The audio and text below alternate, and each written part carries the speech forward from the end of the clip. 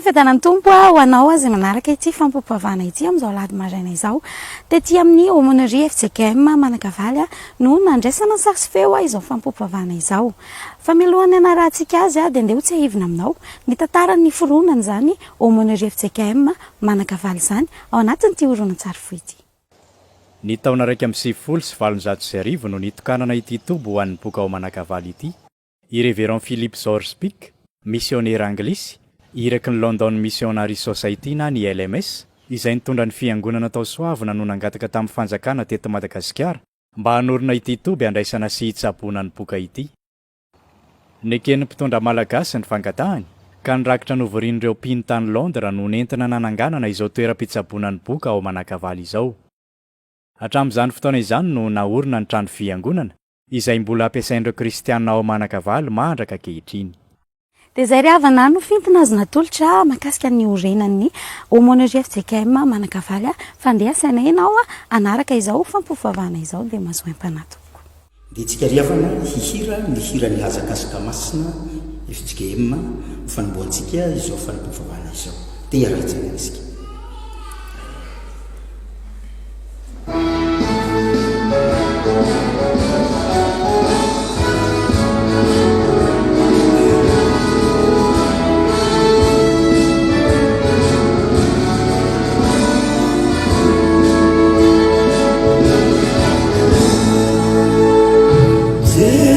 Kristinu pamunzi tumpusi andriamanitra yana nufila zanza ara laitsimiu vani manrakiza ande ari isika yaraka hanu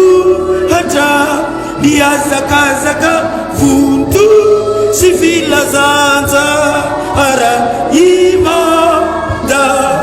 Gasikara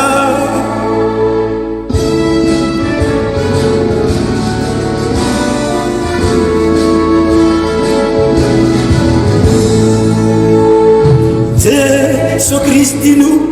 pitunda hemananga sikiza niure na cara zamyu uva rimpia zakazako anda ande ari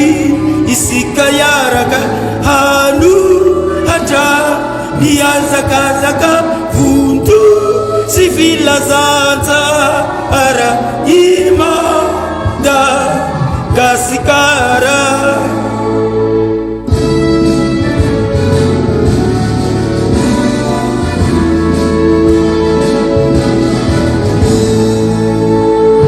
Jesu Kristinu citua muninetu mapifu ana Madagasikara iana manuvani tatara ande ari isikayaraga hanu hata niazakazaka vuntu sivila zaza ara ima da gasikara ande ari isikayaraga hanu hata niazakazaka vuntu sivila zaza ara ima da gasikara faly mamanginy tokatritsika rehetra riavako malala ny lalan'izao fanompovavahana izao amin'ity alahady hitondranam-bavaka ny mararoditra manerana ny sahany FJKM amin'ity alahady fahavalom-roapolo ny volana janoary taona 2020 ity. Mbola ao anatin'ny fibanjinana ny loha hevitra hoe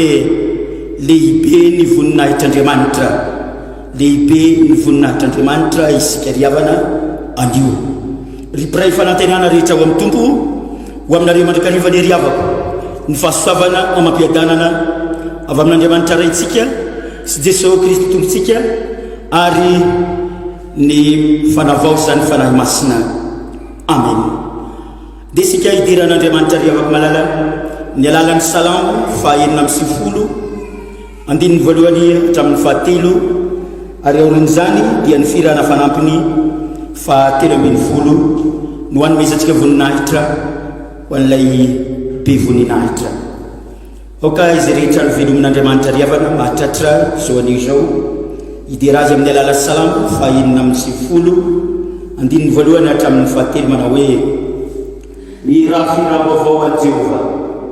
mira an Jehova tany rehetra mira an Jehova misaorany anarany lazao isan'andro ny famonjeny mahafaly ambaraony amin'ny jetilisa ny voninahiny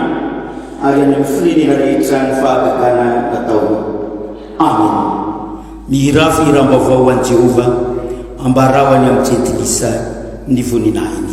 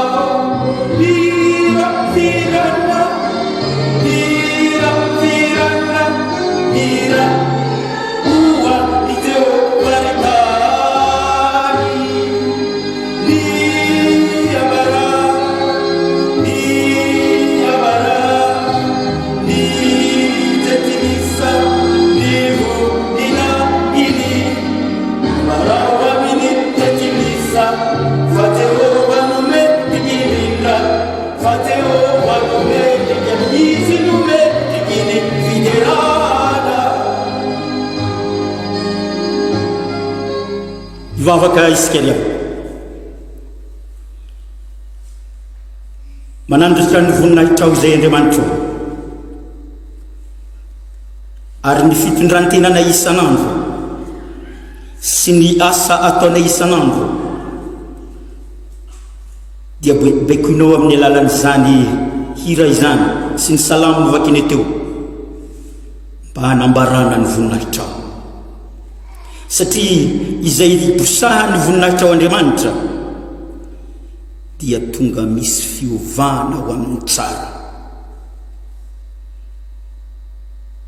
niseho ny voninahitra ao tamin'ny nahafatesany Lazarosy dia resy ny fahafatesana niseho ny voninahitra ao teo amin'ny Jesosy nivavaka teo an-tendrombohitra niaraka tamin'ny Petera sy Jakoba ary Jaona tsy te hiala teo ireo mpianatra ary nisehon'ny fiovana tanteraka niovana ny endriky Jesosy aza niala taminazy zatra ny mpianatra tombo izany ny manambara fa na aiza tsy voafaritry ny toerana iray no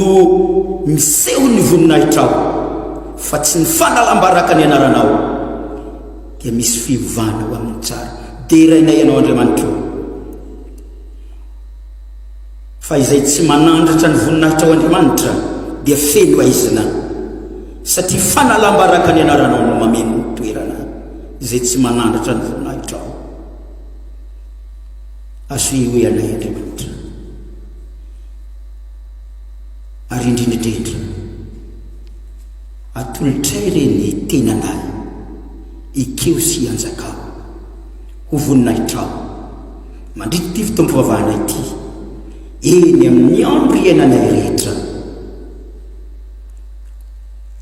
ary ovay hanome voninahitra anao tompo na ny aretina iainanay aza amin'ity alahady itondranam-bavaka ny mararotra ity ka na ny aretina aza dia ho fanehona ny voninahitra ry Jesosy ry fanahy masonao tario amin'ny sitrapony ray izahay mba haizanay hanome voninahitra azy misaotra ray zanaka ry fanahy masonao amin'ny anaran'i Jesosy ny fivavahanay amen. Petraka ianareo riavako inoy amin'ny fanajana riavako malalana ary eritrereto lalina izao teny anambaran'ny tompo ny sitrapony amikoso aminao izao hoy Jesosy sitrano ny marary diovy ny boka tsy ho fahafatesana no anton'izany aretin'izany fa ny hanehona ny voninahitr'Andriamanitra tsy voalazako va hoy Jesosy fa raha hino ianao dia ho hitanao ny voninahitr'Andriamanitra. Amen. Sambatra ny mahitsy lalana zay mandeha araka ny lalàn'i Jehova, sambatra zay mitandrina ny teny vavolombelony ka mitady azy amin'ny fola rehetra. Amen. Manerana izao tontolo izao ny laza sy ny voninahitra.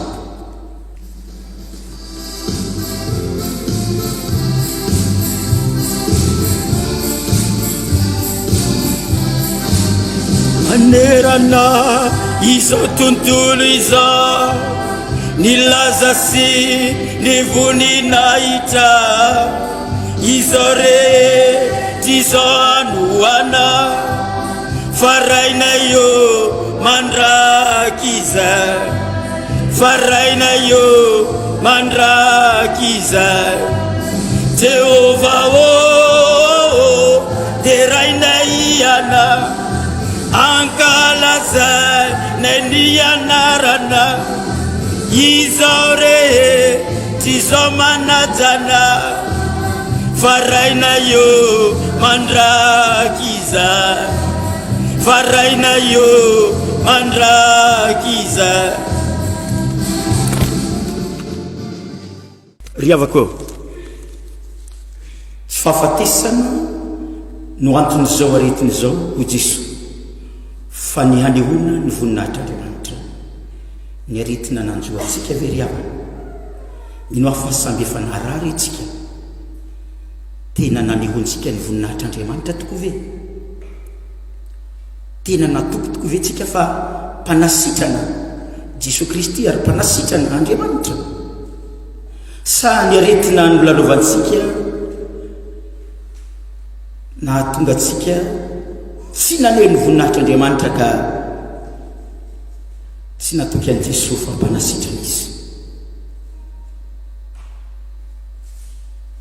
Dia isika efonanao ny fahotantsika riavana ivavaka isika Tomboandriamanitra ilailay tsara indrindra ny fandrinao ao Jesosy Kristy dia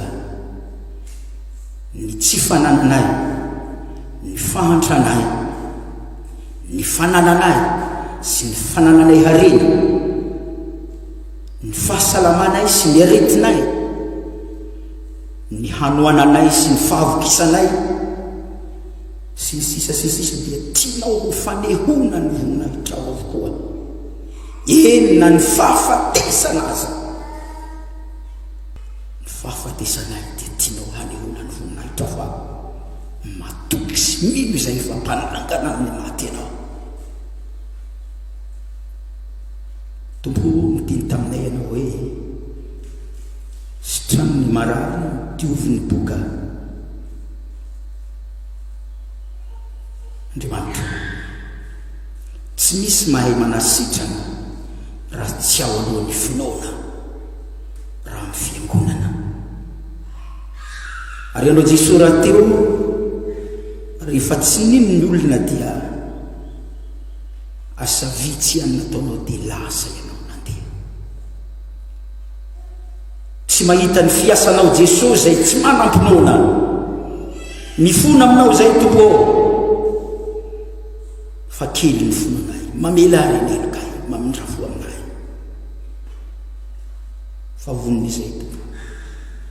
na dia ny retinay aza vao mainky ampivavaka anay ny retinay aza hanehonay ny vononay trano tsy efa voalazako vao ianao Jesosy fa raha silo ianao dia ho hitanao ny voninahitran'Andriamanitra tombo ampitombony fononay manolo tena ho anao izato tenako izay mpani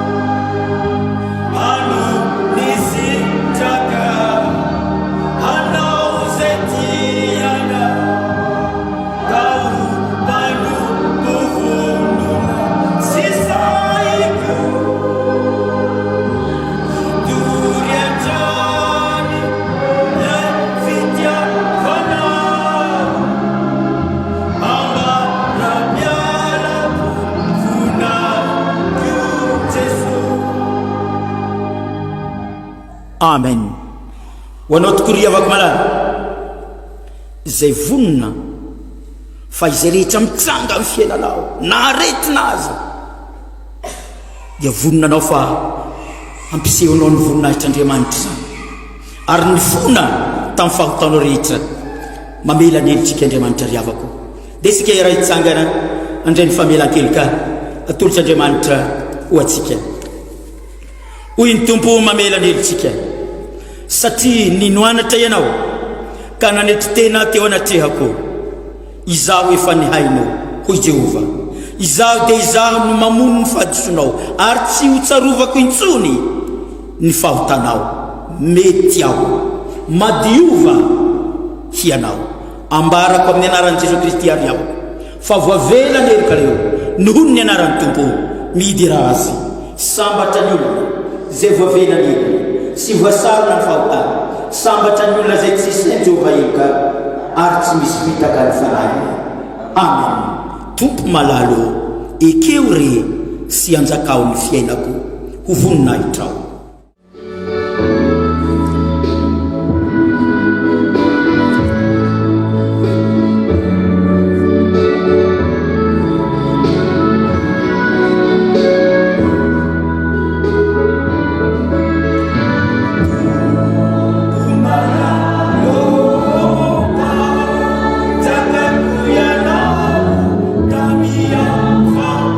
Sila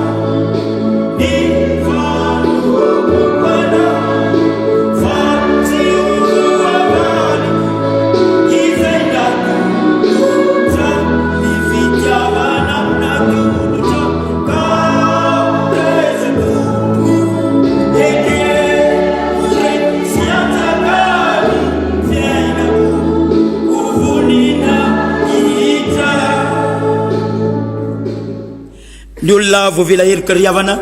dia say manambara ny finoany ary mijoro vavolombelon'ny tompo manambara ny finoany any Kristy. Dia ny fanekempinoana araka ny soratra masina na ny fanekempinoana laharana 7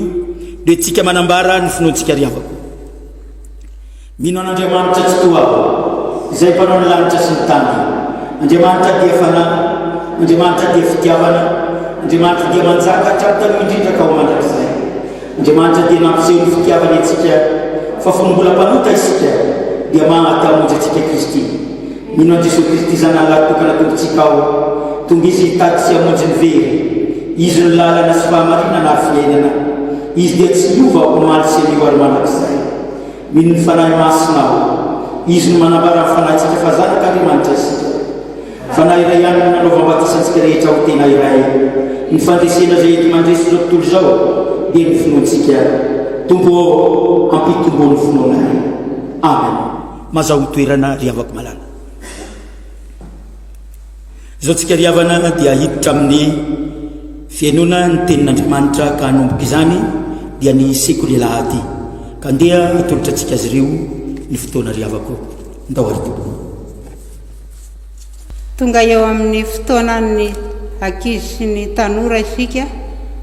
dia mialohan'izany dia mbola hiara hivavaka isika. Andriamanitra mbola tsy mitsahatra ny misaotra sy mideranao zahay satria dia mbola meno anay ny fotoana. Ianao tokoa ny tompon'ny fotoana ka dia mametraka amin'ny fotoana eo ampelantananao zahay. Dia izay rehetra ataonay dia ho voninahitry ny anaranao dia tahino ny teny rehetra mba ho tonga any amin'ny ankizy rehetra ka izay rehetra mihaino ny feonao dia hita amin'ny fiadananao dia misaotra raha eo. Amen. Ny tenin'Andriamanitra ka tsika afatra amin'ny tian'ity dia arak'izay hitantsika ao amin'ny Romanina 12 dia ny 17. Romanina 12 dia ny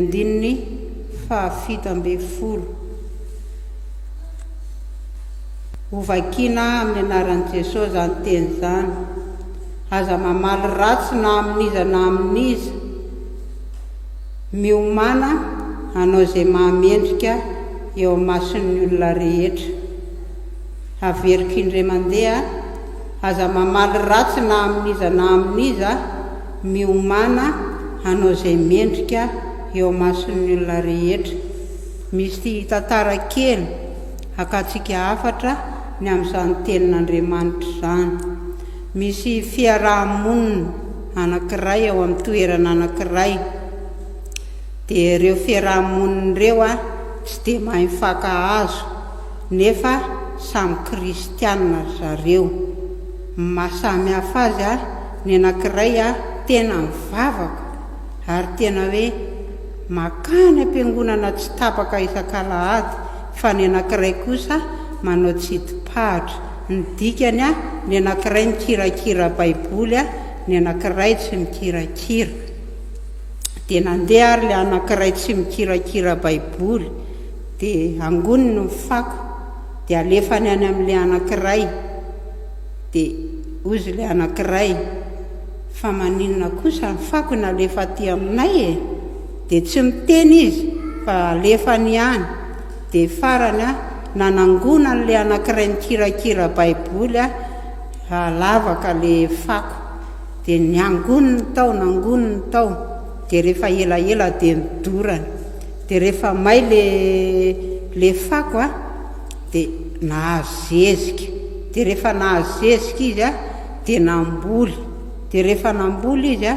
dia nahavokatra. Korzety mivokatra tamin'izany. Dia iny zany le anankiray mbola mandefa fako ihany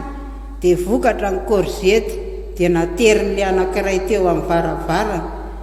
dia manatitra fako ihany dia anaterany korzety ihany, anatitra fako ihany dia anaterany korzety ihany. Dia no farany dia ozy izy le anankiray hoe fa maninona ny fako no alefako any aminareo korzety no averinareo aty aminah. Dia ozy izy le anankiray hoe mba fantatrao moa ny tenin'Andriamanitra ao anatin'ny baiboly. Dia aiza moa nahafantarako tenin'Andriamanitra, zaho olona tsy indraindray vao makany. dia naverin'le anankiray le tenin'Andriamanitra hoe aza mamaly ratsy na amin'iza na amin'iza fa miomana anao izay mahamendrika eo mason'ny olona. Zany hoe le anankiray nanatitra korzety zany tena nanao izay mahamendrika satria fako dia naveriny tamin'ny korzety. Dia toy izany koa isika raha misy olona manao ratsy atsika dia aza mamaly ratsy ny ratsy fa misy tenin'Andriamanitra koa ny hoe valisoa ny ratsy ho menatra. Dia ho an'Andriamanitra rery ny voninahitra fa ho antsika kosa ny teny hira ataontsika ho setrin'izany tenin'Andriamanitra zany dia ao amin'ny firana FFPM 720 ny andininy voalohany ihany.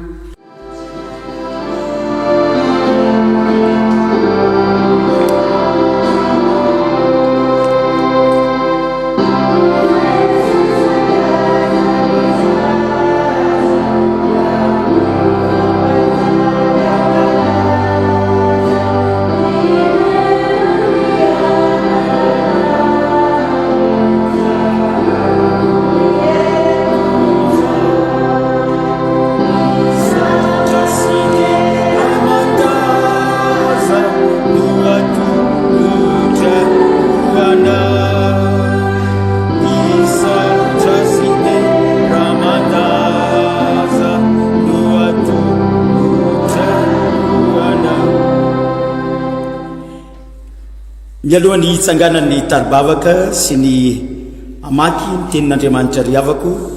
dia ny hira manaraka no hirantsika 19 faharoa ihany. Maiziny izahay kely fantatray nefa ao ny teninao jiro sy fanilo ny tongotray. Iraintsika izany hiry zany.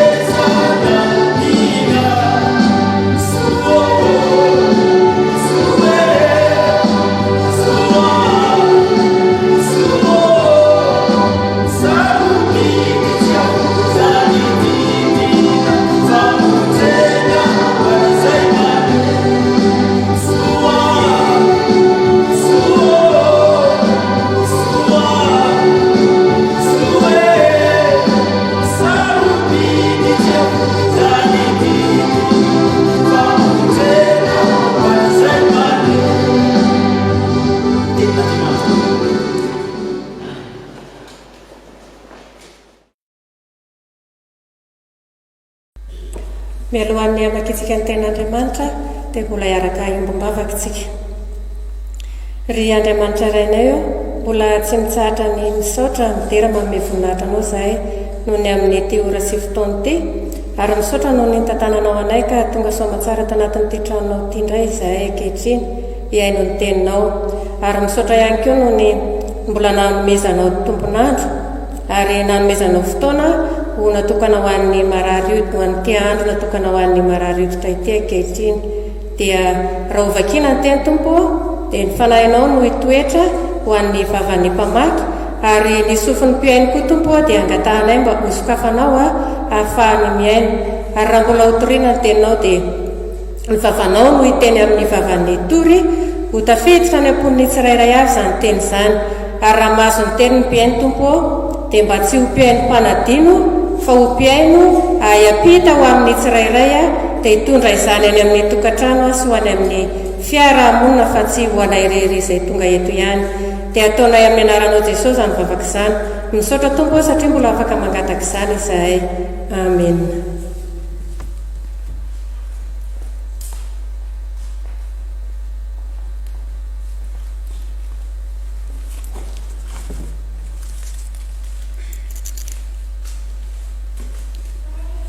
Tantara faharoa toko fahenina amin'ny 20 raisina amin'ny 9 faefatra ambin'ny folo ary ajanona amin'ny 120 ny tenin'Andriamanitra ho vakitsika. Vakitsika amin'ny anaran'ny Tompo Jesoa izany. Ary Ozia namboatra pinga sy lefina sy fiarovan-doha sy akanjo fiarovatratra sy tsipika ary vatona tsamitady ho an'ireo miaramila rehetra ireo. Ary nanao fiadiana lehibe tany Jerosalema izy, natao araky ny mariky ny vitany ny mahay zavatra apetraka eo amin'ny tilikambo sy eo atampony manda mba handefasana zanatsipika sy vato lehibe. Ary ny ely-lavitra ny lazany Ozia fa mahagaga ny nanampiana azy ka tonga mahery tokoa izy. Ary noho ny nahery izy dia niavinavina ny fony ka nanao izay ratsy izy fa nivadika tamin'i Jehovah Andriamaniny ka niditra tao amin'ny tempolon'i Jehovah handoro didikazo manitra teo amin'ny altara fanodorona didikazo manitra. Fa niditra nanaraka azy kosa Azary mpisorony mban'ny 20 lahy amin'ny mpisorony Jehovah lehilahy samy mahery avokoa. Ary nanohitra no Ozia mpanjaka ireo ka nanao taminy hoe jirarahanao ry Ozia ny andoro didikazo manitra ho an Jehovah fa ny mpisorona ihany. Dia nitaranaki Arona izay no amasinina andoro didikazo manitra ny ala amin'ny fitoerana masina fa nanao izay mahadiso ianao ary tsy ho voninahitra ho anao eo anatrehan'i Jehovah Andriamanitra izany. Dia nisafoka Ozia ary nisy lovia teny an-tany andoroiny didikazo manitra, koa raha mbola nisafoka tamin'ny mpisorona izy dia nisy habokana mipotra tamin'ny androny teo anatrehan'ny mpisorona tao an-tranon'i Jehovah tanilan'ny altara fandoroana didikazo manitra. Ary Azary mpisorona be sy ny mpisorona rehetra dia nanatrika nijery azy ka indro boka ny andriny dia niorohana hiala teo izy, nefa ny tenany dia mba nivoaka faingana ihany koa satria Jehovah efa namely azy. Ary Ozia mpanjaka dia boka mandra-pahafatiny ka nitoetra tao an-trano mitokana satria tsy nahazo niditra tao an-tranony Jehovah intsony izy,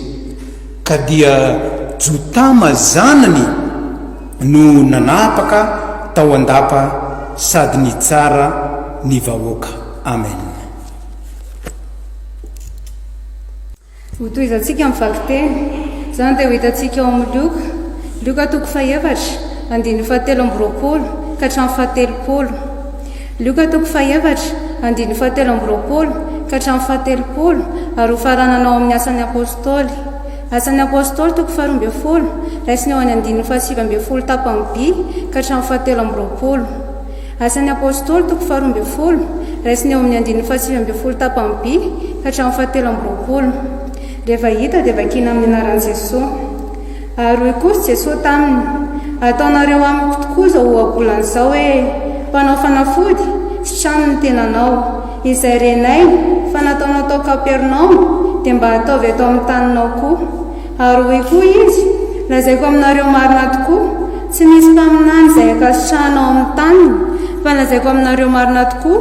maro ny fitondran-tena teo amin'ny Israely tamin'ny andron'ny Elia, raha niantona ny andro 3 taona sy 9 bolana ka nisy mosary mafy tamin'ny tany rehetra, nefa tsy mba nirahana ho any amin'ny anankiray tamin'ireo Elia fa ho any Zarefata any amin'ny tany Sidona ihany. Dia ho any amin'izay vehivavy mpitondran-tena.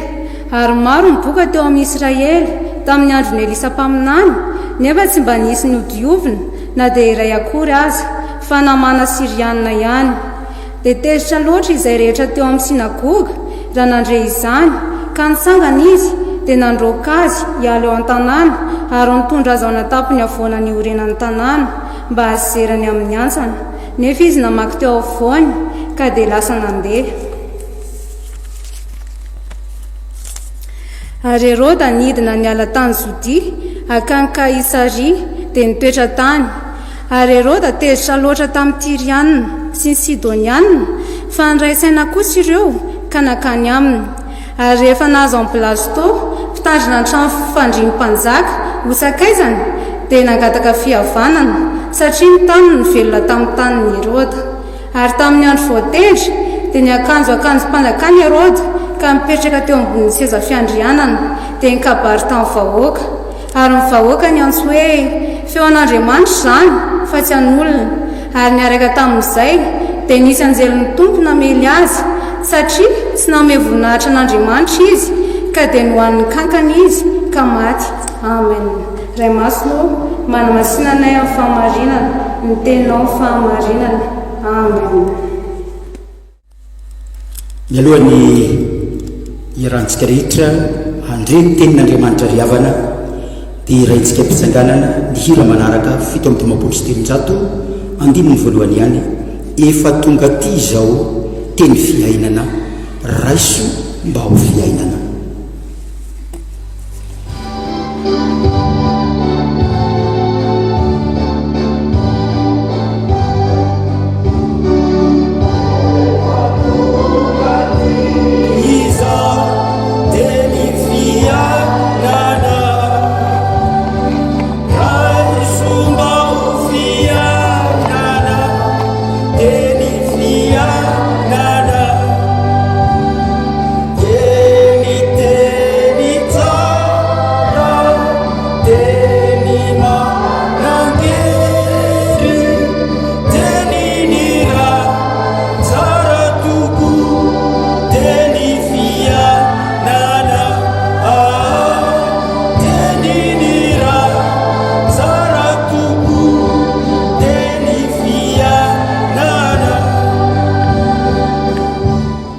Pitsaka ianareo riavako,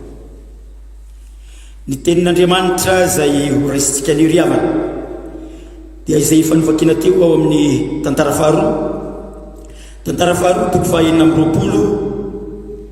andininy 4:20 ka hatramin'ny 1:20 lavalava izy riavana fa izay fantohantsika dia veriko vakina rehefa very avako. Tantara faharoa 2:20 andininy 1:20 sy 1:20 dia ny andininy 1:20 dia toizantsika amin'ny andininy 1:20 no vakintsika ito am-piandohana riavana. Izao no voalaza amin'ny andininy 1:20 ny anaran'ny tompo ary noho ny nahery izy dia niavonavona ny fony ka nanao izay ratsy izy fa nivadika tamin'i Jehova Andriamaniny ka niditra tao amin'ny tempolin'i Jehova handoro ditikazomanitra teo amin'ny altarany fandorana ditikazomanitra izy. Andininy 1:20 ary Osia mpanjaka dia boka ambara-pahafatiny ka nitoetra tao an-trano mitokana satria tsy nahazo miditra tao an-trano Jehova intsony izy. Amen.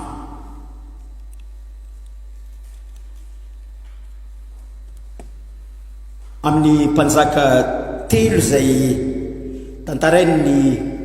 boky ny tantara riavana, tantara voalohany sy ny tantara faharoa, isy mpanjaka telo goavana izay tantarainy io boky io dia misy lesona goavana riavana tokony ho raisitsika. Izany lesona izany dia mizara roa. Nisy ny atao hoe vanim-potoana ny fankatoavana an'Andriamanitra, ary tena voambolana lalain'ny boky ny tantara riavana ny voambolana hoe mitady an'Andriamanitra. Tena lalain'ny boky ny tantara izany voambolana izany mitady. Izay ny vanim-potoana voalohany. Ny vanim-potoana faharoa dia vanim-potoana ny tsy fankatoavana, vanim-potoana ny tsy fankatoavana an'Andriamanitra. Ny matoan-teny ampiasainy amin'io dia nivadika ka votsitra teo ampelantanan'ireo mpanjaka ireo ilay famonjena efa lesona zany ry havana mety ho votsitra ampelantanantsika ny famonjena efa natomotra tsika mety ho votsitra ampelantanana io rehefa mivadika amin'Andriamanitra ireo no vanim-potoana mamey ireo mpanjaka lehibe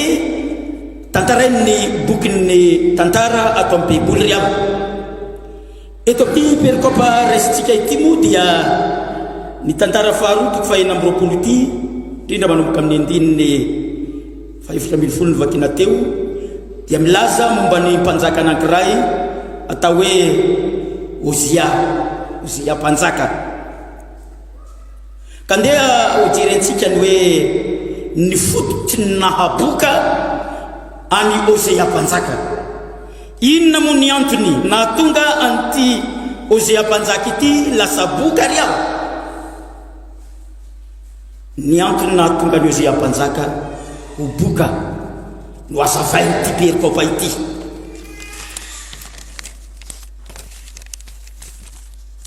raha mijery sika dia mampiasa voambolana hoe ny vadika io andininy fahaenina ambin'ny folo ity ndeha moa virenantsika vakina ry ava hoy ny andininy fahaenina ambin'ny folo amin'ny anaran'ny tompo ary no nahery izy dia niavonavona ny fony ka nanao zay ratsy izy eto ny milaza hoe fa nivadika tamin'i Jehova Andriamanina zay ny antony ry ava zay ny antony nahaboka ny Ozia mpanjaka fa nivadika tamin'i Jehova Andriamaniny io lay voambolana tinenina tary aloha le hoe vanim-potoana ny tsy fankatoavana tamin'ireo mpanjaka telo lagoavana manomboka tany amin'ny Saoly dia nisy vanim-potoana anankiroa vanim-potoana ny fankatoavana ary vanim-potoana ny nivadika ary eto tsatra i Ozia mpanjaka ry ava tamin'ny voalohany izy tena feno fitahina ary nahery satria tena nanaraka ny teknôlôjia ny fitaovam-piadiana tamin'ny tafika nananana deka efa kitsika ny andiny fahadimy ambin'ny folo ry avana kitsika ny andiny fahadimy ambin'ny folo amin'ny anaran'ny tompo ary nanao fiadiana lehibe tany Jerosalema izy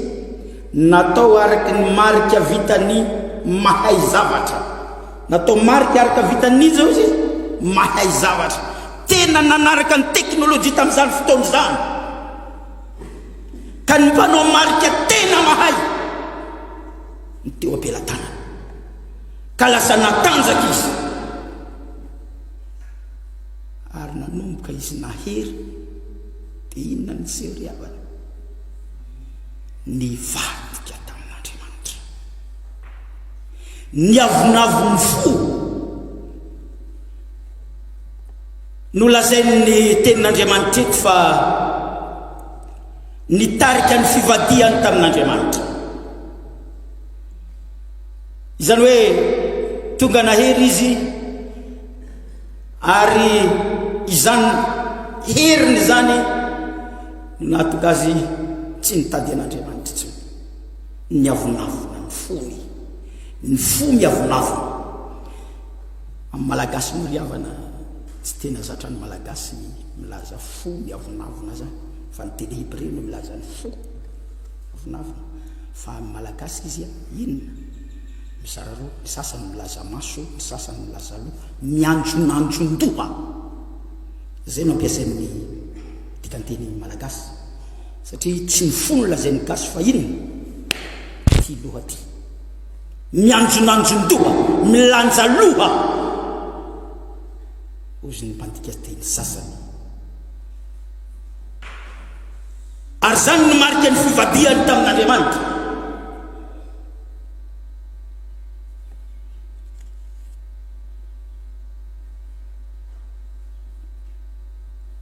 tsy andraiky ny mantsiriavana ny mandoro ditikazomanitra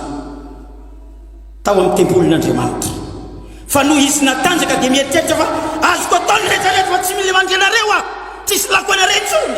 efa matanjaka vitako io mandoro ditikazomanitra io miala any ripisorona valopolona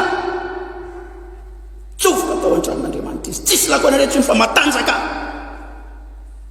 litry atao amin'ny tempoly dia nataony ny fandorana ditikazomanitra satria maheriko matanjaka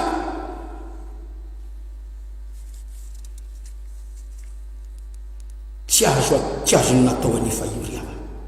ary efa fantany tamin'izy nasantitra mpanjaka fa faneteren'Andriamanitra fa andraikitra ny mpisorona izany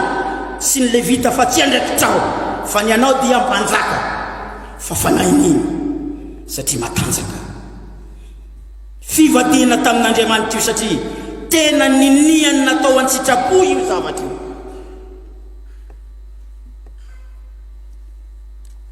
nivadika tamin'i Jehova ary amin'ny Lokatsika 4 ry havana nivadika tamin'i Jesosy ny olona niterena tamin'ny lavaka Jesosy kasela ovonoana tena nivadika tamin'i Jesosy ny olona tao amin'ny tanàna nahabe azy tsy nino azy tsy nakato azy ny amono azy aza neritreretina ry afako malala ho anareo boka eto manakavaly misy taminareo ve ny an-tsitrapona anao zavatra tsy tokony atao tamin'i Jehova dia boka mino afatsisy an'izany nanombo samby dia lasa nahaboka lay samby satria nivadika tamin'i Jehova mino afatsisy an'izany anareo boka eto manakavaly ny abokana mantsy mba fantatro kely ry havana araka ny voalazany mpahay siansa dia avy amin'ny otrikaretina na microbe atao hoe bacille de Hansen afoezina amin'ny fanafezantena hoe pH zany hoe tena misy microbe fototry ny abokana zany hoe avy amin'ny microbe tonga aminao no mahatonga azy fa tsy voatery nivadika tamin'i Jehova tsy voatery nivadika tamin'i Jehova vokatry ny microbe no nahatonga azy taminao fa eto amin'ny Ozia mpanjaka kosa tena vokatry ny fifadiana tamin'i Jehova ry havana nivadika tamin'Andriamanitra tonga boka izy no zany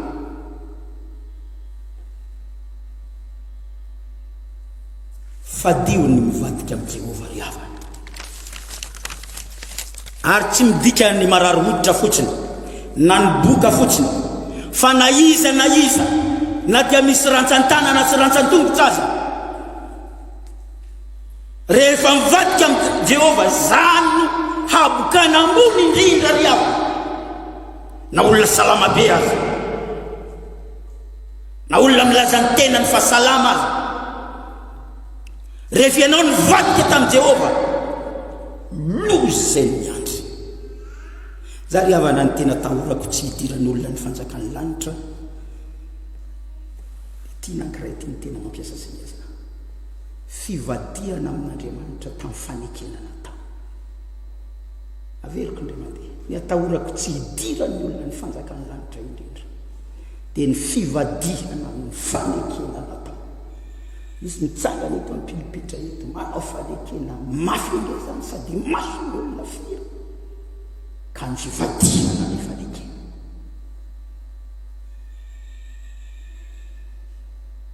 maro ny mpivadika amin'ny fanekena ataony amin'i Jehova amin'ny andro enantsika zao ry havana ho loza ny afaran'ireny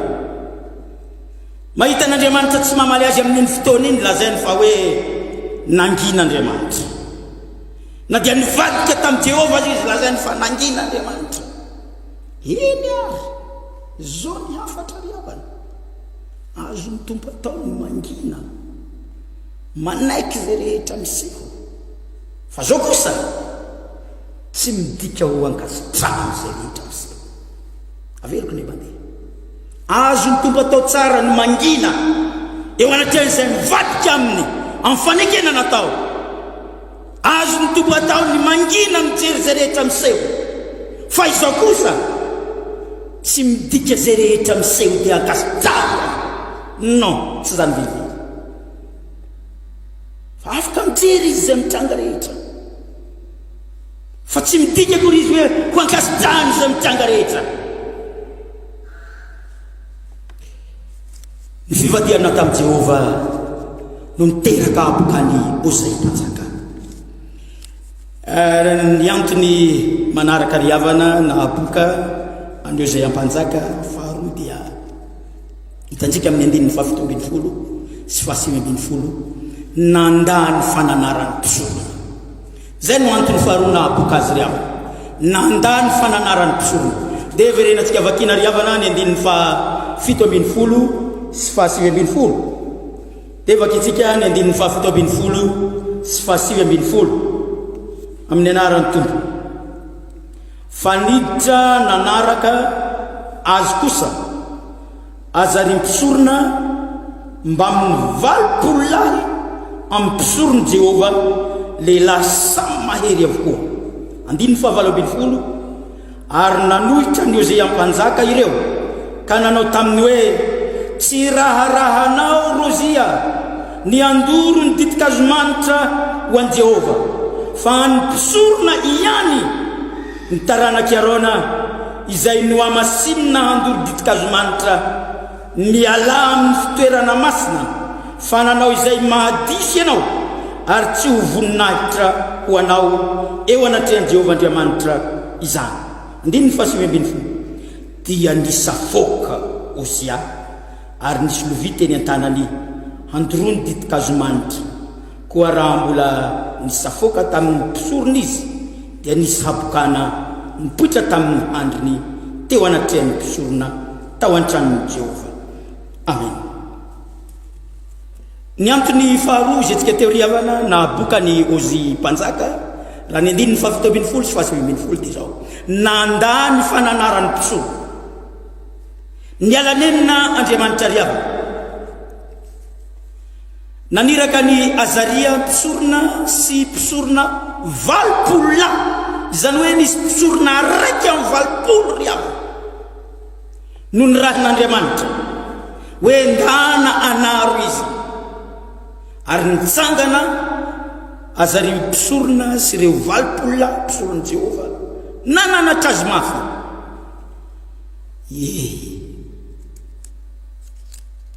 tsy nety nandray fananarana Ozia mpanjaka riavana sy ny hoenony ireo mpisorona lehibe mpisorona be mo Azaria mpisorona riavana ary reto 20 lahy reto niaraka taminy nialanenina nampiasa ny mpanompony Andriamanitra fa tsy niaino anatr'izy nisafoka randray no natao voambolana hoe nisafoka riavana tena naneho fihetsika izay tsy mendrika nanoherany reto mpisorona raiky amin'ny 20 lahy reto tsy noenony ny afatra avy tanin'Andriamanitra tsy noenony ny teniny reto olona raiky amin'ny 20 lahy reto fa ny nataony ihany nataony ary mbola nentiny ihany le vilia nitsofoka tao amin'ny trano tembolon'Andriamanitra fa mihevitra izy fa tsy fananarana tokony henona akory ny fananarana reto mpisorona raiky amin'ny 20 lahy reto fitiavan'Andriamanitra riavako malala ny mbola nialanenina naneraka ireto mpisorona marobe reto fitiavan'Andriamanitra azy ny mbola nananarana azy fa tsy anjaranao io moa ilay antsony teny baiko hoe usurpation des fonctions ry aho misandoka raha ny hafa raha ny mpisorona sy ny levita ny tompony zany andraikity zany satria izy mieritreritra fa izy no mahery dia nataony zany mbola nialaneninaandriamanitra fitiavany zany rahalahako sy anabaviko amin'ny tompo tiantsika andriamanitra eo anolohan'ny ditrantsika eo anoloany atsika mivadika amiko mialanenina foana ny tompo tiantsika ny tompo ry aho mananatra mitaona manoro ny marin'andriamanitra tiano ataovy ary tiany tsy ataovy tianareo mararoditra ny fiangonan'i Jesosy Kristy eto Madagasikara ry avako ny FJKM matoa mametrika ty alahady 7 ny volana janoary ity atsiarovana nareo ambavaka manerana an'izao tontolo izao tianareo ka mba hino ire zay mba teneniny hefitsika eo raha sitrakareo fa soanareo izany.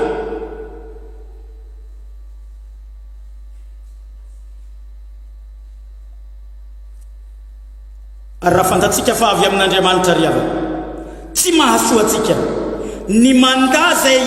itaoman'Andriamanitra atsika tahaka ny Ozia mpanjaka, tsy ahasoa antsika izany. Miala nen'Andriamanitra isan'andro amiko sy aminao, mitaona atsika hanaraka ny fananarana, hanaraka ny teniny, kanefa mo manana ny safiditsikisika ary malalaka amin'ny safiditsikisika. Fatandreo fa tompona andraikitra amin'ny safiditsikisika raha pitso. Ianao mantsy raha ny safidy hiteraka dia voatery tsy maintsy mividy lambanjaza rampitso, tsy safidy intsony. Ka rampitso ihany lay safidintsika androany dia hivadika tsy maintsy rehefa nanapa-kevitra safidy zavatra iraitsika. Ka eo anoloan'ny fananaran'ny tompo rentsika na aiza ankatoavy ry ava fa fototry nahaboka ny Ozia mpanjaka dia nanda ny fananaran'ny tompo ary hatramin'ny Heroda Agripataria azy fandavana n'Andriamanitra no nahatonga azy potika tanteraka. Rahalahy misy anabaviko amin'ny tompo eto ampamarana fa dio ny mivadika amin'Andriamanitra ary araho ny teniny. Mbola misy amin'ny firenena maro ny abokana ry avako, mety avy amin'ny otrikaretina zay fangoalazantsika teo, fa mety misy koa avy amin'ny fivadiana amin'Andriamanitra ka nanao fanekena tamin'ny sampy ka miteraka aretina maro, na tsy aretina mahafaty aza na tsy abokana aza, fa ny fivadiana amin'Andriamanitra ry havana mitarika olona anankiray hanao sorona na dia hanampadohan'olona aza. Ekentsika ny fivavahana rehetra, fa izay fivavahana manao doktrine na hafahafa ka mitakolohan'olona sarotra kosa ny aneky izany. Ka ny fivadihana amin'Andriamanitra ry havako mitera-doza ho an'izao tontolo izao ary mampitandrina antsika kristianina ny tompo fa ry mpanjaka telo lahy reke tamin'ny voalohany tena nankatohan'Andriamanitra fa nono nandeha ny taona nivadika tamin'Andriamanitra. Aoka ho mahatoky hatramin'inona moa fahafatesana dia omen'Andriamanitra anao ny famonjena. Amen.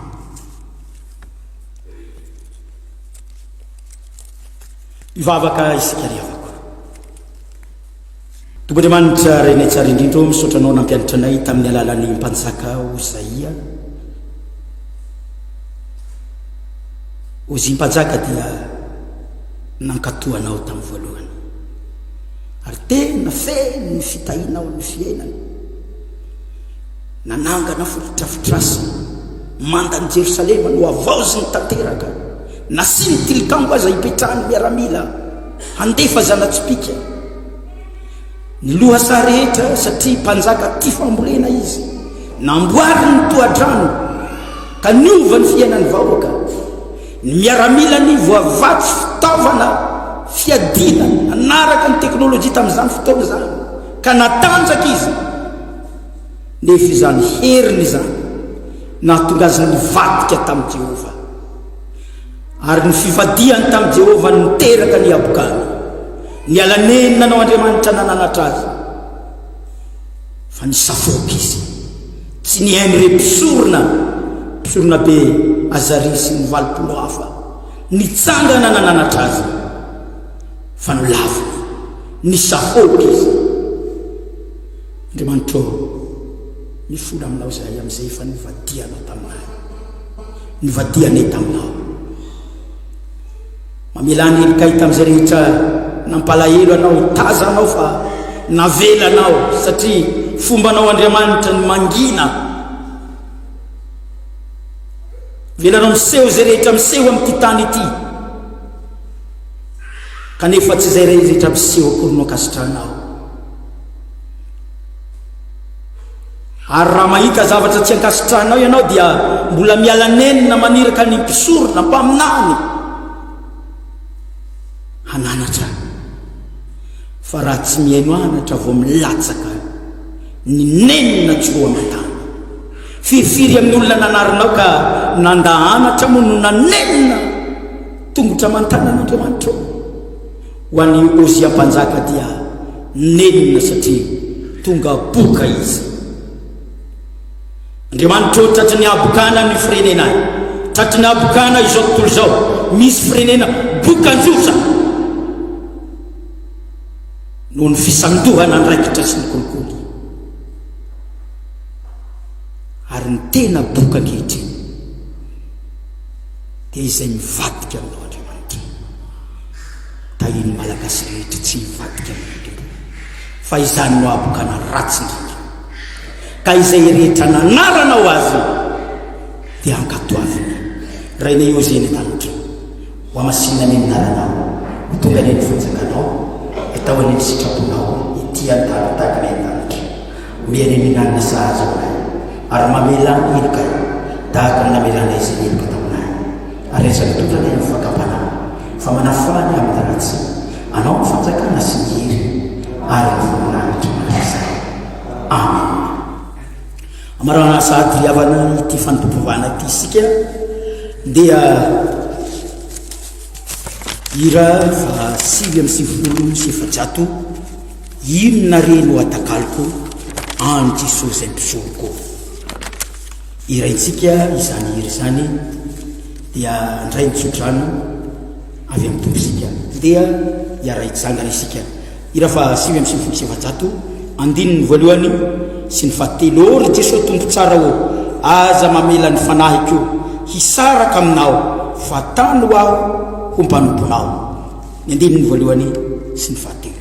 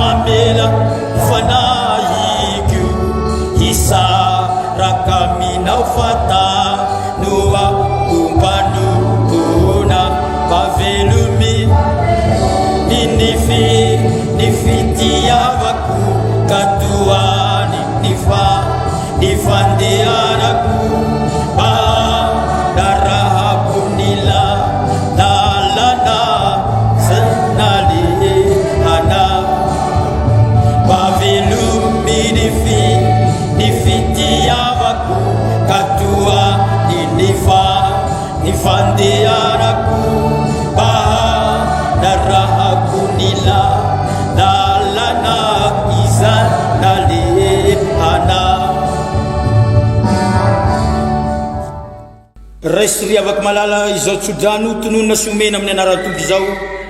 dia ho tanteraka aminao izany rehefa raisinao amin'ny finoana tokoa. Jehova no mpiaro anao, Jehova no fialofanao eo amin'ny ankavananao,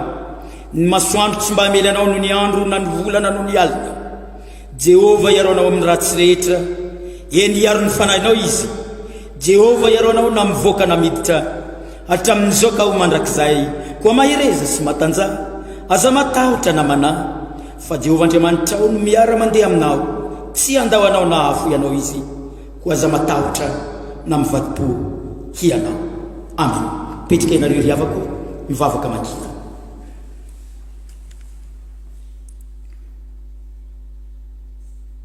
dia ho an'Andriamanitra tsy manan-taloha tsy mety maty tsy hita ho an'Andriamanitra irereny ny voninahitra amin'ny anaran'ny Ray sy ny Zanaka ary ny fanahy masina amen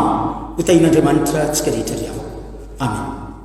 isarantsika ny tompo ry havana afaka niarany omina isika tao anatin'izay fampofavahana izay afaka ihany koa nandrea ny afatra izay nampitondray ny tompo ny mpanompony nalaina tao amin'ny tantara faharoa toko fa 420 ny anjiny fa 420 hatramin'ny faha 120 araka nambaraka tena mpiandohana amin'ity anio ity dia tety amin'ny aumônerie FJKM Manakavala no nandraisana sary sy feo izao fampofavahana izao satria mantsy androany no alahady natokana ho an'ny marary hoditra eto akaikety indrindra ny mpitandrina Randriamanalina Louis izay tondra afatra ho amintsika tsiraray avy any atokantrano any sorabetsika tompoko nanome fitenenana alahady tondranam-bavaka ny marary hoditra ry havana ny androandroany isorana antsika tamin'ny vavaka zay natao ho an'izay mbola anao mo isorana amin'ny vavaka zay ataonao ary zava-dehibe ilaina voalohany ny vavaka ry havana ny faharoa mo fanao amin'ny alahady ny asa anankire tahaka izao dia ny manatitra fanampiana eo ny tiako asiana resaka kely ry havana tsy aterina aty Manakavaly izay fanampiana tianareo atao na rakitra fa aterina mivantana ao amin'ny varavarana faharoa sy 200 no anateranareo izay fanampiana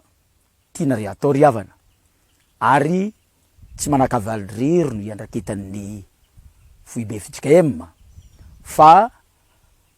misy toerana hafa iandraketan'izy ireo ka zareo no manao fitsanjarana izany rakitra izany ho entina manatanteraka ny asa any amin'ny toerana misy ny marary hoditra iandraketan'ny FJKM mankasitrika mialoha ry havana amin'ny fahatserovantsika ny asa amin'ireny marary hoditra ireny ho tahin'Andriamanitra tsika rehetra ry havako sotra pasterany amin'izay afatra nampitainao teo izay dia isoratsika indrindra ihany koa ny tompo afaka nahatanteraka izao fotoana izao tsika mamay fotoananao zay ho amin'ny manaraka indray veloma tompo